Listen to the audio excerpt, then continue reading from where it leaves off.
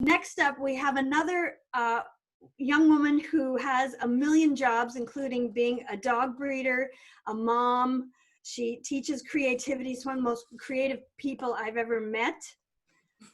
I'll just stop there. So friends and folks, please welcome Kinga in her brand new solo show, Pretty Perfect.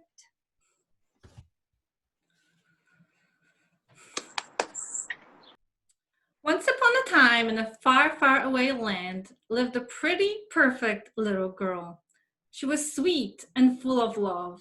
She loved people and animals and was always ready to help, whether the help was needed or not. And she was me.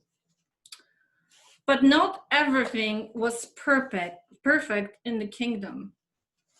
My dad doesn't think that I measure up. I am always falling short. Why, you have beautiful handwriting like your friend. You're an airhead. But Dad, I got an A. You can do better. So I tried to be better at physics, and I tried to be better at algebra, and I tried to be better at all these things that are important to him. Over time, pretty perfect little girl grows up. She's looking for trouble, and she finds him.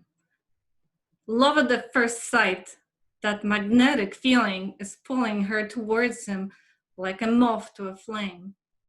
So she gets married and lives happily ever after. Not. So I read 79 books on how to improve your marriage, even if your spouse is not interested. I cook him his favorite meals. I remember what he likes. And I'm trying to be a pretty perfect wife. But all I am is pretty miserable. One beautiful day, she says, "Enough. I'm not pretty perfect anymore." And she becomes a witch.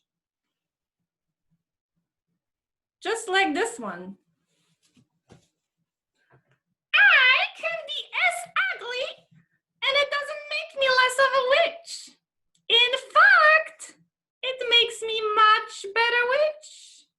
Meanwhile, you little girls have to carry the heavy burden of staying pretty perfect. I can be as angry as I feel like. In fact, I can do whatever I want, whenever. I can fart and not shave anywhere. Be careful, little girls, not to be too perfect to be human. We witches know the natural order of things. If you swallow your feelings for too long, you end up bloated with resentment. Witches can heal you because we are close to nature and far away from bullshit. Pretty perfect tried to be someone else, and that feels just like wearing a dress that is too tight. Anybody that ever tried to fit in the dress that is too small knows that first you have to starve yourself, and then once you're in, you can't breathe. So I lived like this for a while, stuck in the dress, starving myself with no room to breathe. It's so tight in my dress that the only words I can say are sure, no problem. It's okay.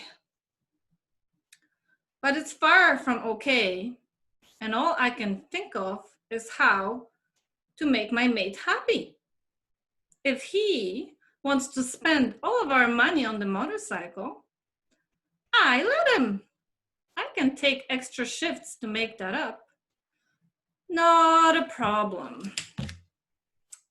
One day, while bending over backwards, I notice that the dress opens up a little and my beautiful anger appears. What's wrong with you? Don't you see you're stuck in a dress? You have to stomp and shout, pull that zipper down and throw the dress out. The angrier I get, the easier it is to pull down the zipper. And once I'm free from the dress, I can breathe.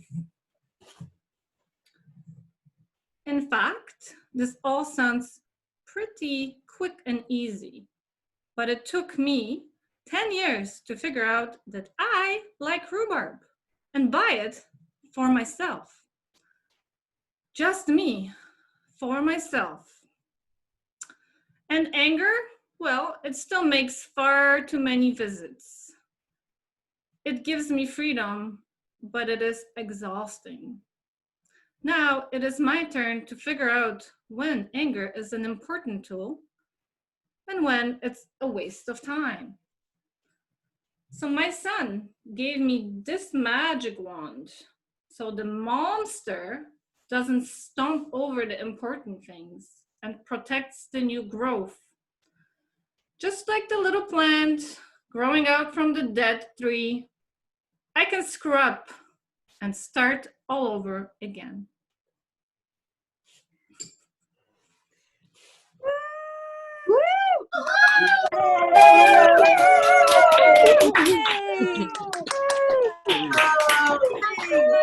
Yay!